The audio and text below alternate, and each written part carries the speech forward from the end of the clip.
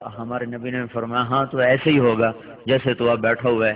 تو کہنے لگے پھر میں اچھی طرح ان سے نمٹ لوں گا. تو جبریل آئے کہنے لگے یا رسول اللہ ہم دیکھ رہے ہیں آگے کہ عمر کو جب قبر میں ڈالا جائے گا اور آ کر منکر نکیر ان سے سوال کریں کہ من ربک، تو یہ کہیں گے ربی اللہ فمن ربکما، میرا رب تو اللہ ہے، تم بتاؤ تمہارا رب کون ہے. میرا دین تو اسلام ہے، تم بتاؤ تمہارا دین کیا ہے. تو وہ منکر نکیر کہیں گے عجیب بات ہے، ہم تمہارا حساب لینے آئے کہ تم ہمارا حساب لے رہے ہو. تو میرے بھائی اور بہنوں، اللہ تعالیٰ شکل نہیں دیکھتا ہے، مورت نہیں دیکھتا. اللہ تعالیٰ کہتا لیبلوکم ایکم احسن عملا، میں یہ دیکھوں گا تم میں سب سے اچھا عمل کر کے کون آتا ہے. شکل پر فیصلہ نہیں ہوگا، فیصلہ ہوگا جسم سے نکلنے والے عمل پر. اس عمل کی خوبصورتی جب اللہ کو پسند آ جاتی ہے تو اللہ آسمان زمین کی مخلوق کو ان کے تابع کر دیتا ہے، ان کی محبت ان کے دلوں میں ڈال دیتا ہے. تو مردوں عورتوں کا ایک امتحان ہے کہ اللہ کو ہم نے راضی کرنا ہے. اللہ تعالیٰ نے ہمیں مٹی سے بنایا، گارے سے، جنت کو سونے چاندی سے بنایا، جنت کی عورت کو سونے چاندی سے بنایا. حضرت ام سلمہ نے پوچھا یا رسول اللہ یہ تو بتائیں دنیا کی عورت افضل ہے یا جنت کی عورت افضل ہے؟ دنیا کی عورت تو گارے مٹی سے بنی ہے، پھر مر بھی جاتی ہے، بڑھاپا بھی آتا ہے، کتنا ہی کوئی خوبصورت چہرہ ہو 4 سال گزرتے ہیں، چہرے پہ جھریاں پڑ جاتی ہیں، آنکھوں پہ اینک لگ جاتی ہے، کانوں میں آلے لگ جاتے ہیں، سارا حسن گم ہو جاتا ہے. پھر کمر جھکے ہوئے بوڑھے بوڑھیاں، وہ چلتے ہوئے یوں نظر آتا ہے جیسے کھویا ہوا حسن تلاش کرتے پھرتے ہوں. پر اب شام ہو گئی، اب شام ہو گئی. دنیا کی شام پہ تو صبح آتی ہے، پر میرے بھائیوں بہنوں بڑھاپا وہ شام ہے جس کے بعد صبح کوئی نہیں ہے. وہاں پہ موت ہی ہے، پھر رات ہی ہے، رات. اب صبح نہیں آئے گی، اب رات ہی آئے گی، رات ہی آئے گی. سب جنت کی عورت تو نہ بوڑھی ہوتی ہے، نہ بیمار ہوتی ہے، نہ پیشاب، نہ پخانہ، نہ موت. تو اس لیے حضرت ام سلمہ کے دل میں یہ سوال اٹھا یا رسول اللہ دنیا کی عورت افضل ہے کہ جنت کی عورت؟ تو آپ نے فرمایا دنیا کی عورت افضل ہے. تو انہوں نے پوچھا وہ کس طرح؟ تو آپ نے فرمایا بصلاتہن وصیامہن وعبادتہن للہ عز وجل، اس لیے کہ یہ اللہ کی نماز پڑھتی ہیں، روزہ رکھتی ہیں اور اللہ کی فرمان برداری کرتی ہیں. ان 3 چیزوں کی وجہ سے کیا ہوگا؟ البس اللہ وجوہہن النور، اللہ ان کے چہروں پر اپنا نور ڈال دے گا، اللہ کے نور میں سے ان کے چہروں پہ نور آ جائے گا.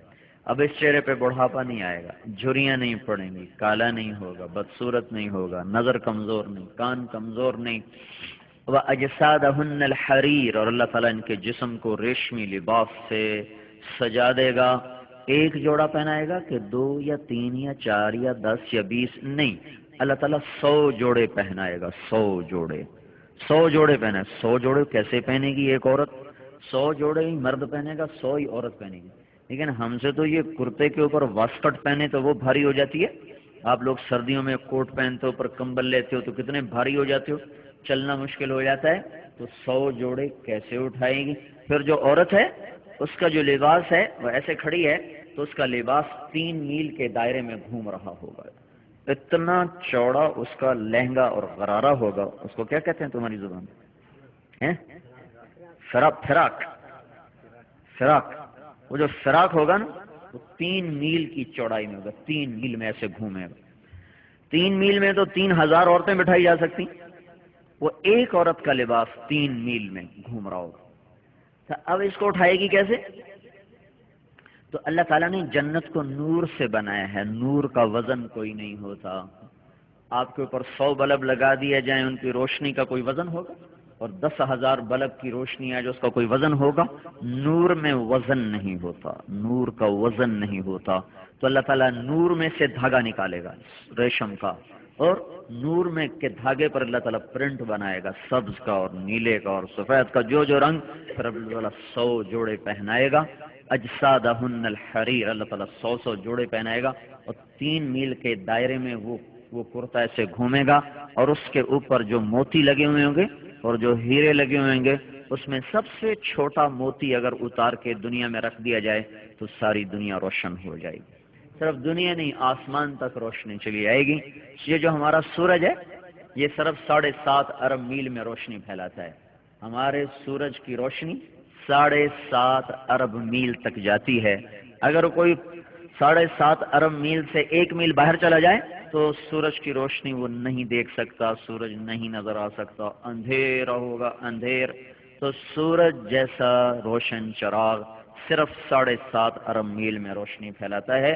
اور جنت کے مرد عورت کے کرتے اور اس کے چادر کا سب سے چھوٹا موتی، اس کے سر کے تاج کا سب سے چھوٹا موتی دنیا میں رکھو تو زمین سے لے کر آسمان تک ہر چیز روشن ہو جائے گی. وَأَجْسَادَهُنَّ الْحَرِيرُ، جسم پہ ریشم، اور ان کے سر کے بال سر کی چوٹی سے چلیں گے اور پاؤں کی ایڑی تک آئیں. یہ قد 5 فٹ نہیں ہوگا، قد 125 فٹ ہوگا.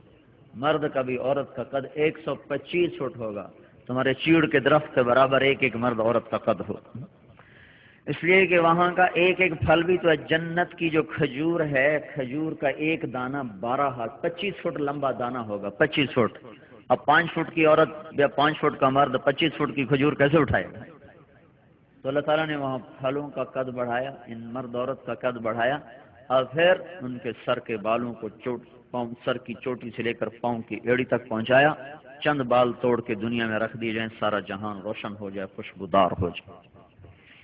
اور بیض الوجوہ، چہرے چمکتے ہوئے، صفر الحلی، ریشم خوبصورت سونے کے زیورات سے مزین آراستہ. اللہ تعالیٰ نے ایک فرشتہ پیدا کیا ہے، جس دن وہ پیدا ہوا تھا اس دن سے لے کر آج تک اور قیامت تک وہ جنتی مرد عورتوں کے لیے زیور بناتا رہتا ہے. زیور بنا رہا ہے، ہر وقت زیور بنا رہا ہے. اور جس سانچے میں وہ زیور بنایا جاتا ہے وہ سانچہ سورج کو دکھاؤ تو سورج نظر نہیں آئے گا. اور حضرت عائشہ رضی اللہ تعالیٰ نے ارشاد فرمایا جنت میں ایک مناظرہ ہوگا جنت کی عورتوں کا اور ایمان والی گلگت کی ایمان والی عورت اور جنت کی عورت حور کا آپس میں مناظرہ ہوگا. جنت کی عورتیں کہیں گی ہمیں موت نہیں آئی، ہم ہمیشہ زندہ رہیں. نحن الخالدات فلا نموت، ہمیں جوانی ملی، ہم نے بڑھاپا نہیں دیکھا. نحن الناعمات فلا نبأس، ہم ہمیشہ خوش رہیں، کبھی لڑائی نہیں کی. نحن الراضیات فلا نسقط، ہم نے ہمیشہ ساتھ دیا، کبھی ساتھ نہیں چھوڑا. نحن المقیمات فلا نرحل. اس کے جواب میں ایمان والی عورت کیا کہے گی؟ چونکہ ایمان والی عورت تو مر بھی جاتی ہے، بوڑھی بھی ہوتی ہے، لڑتی بھی ہے اور چھوڑ بھی جاتی ہے. مر گئی تو چھوڑ گئی. تو اس کے جواب میں ایمان والی عورت کیا کہیں گی؟ وہ کہیں گی نحن المصلیات فما صلیتن، ہم نے نماز پڑھی تم نے نماز کوئی نہیں پڑھی. نحن الصائمات فما صمتن، ہم نے روزے رکھے تم نے روزے کوئی نہیں رکھے. نحن المتصدقات فما تصدقتن، ہم نے اللہ کے نام پہ خرچ کیا تم نے کوئی نہیں کیا. نحن المتوضئات فما توضأتن، ہم نے وضو کیا تم نے کوئی نہیں کیا. تو حضرت عائشہ فرماتی ہیں فغلبناہن، تو ایمان والی عورتیں جنت کی حوروں پر غالب آ جائیں گی.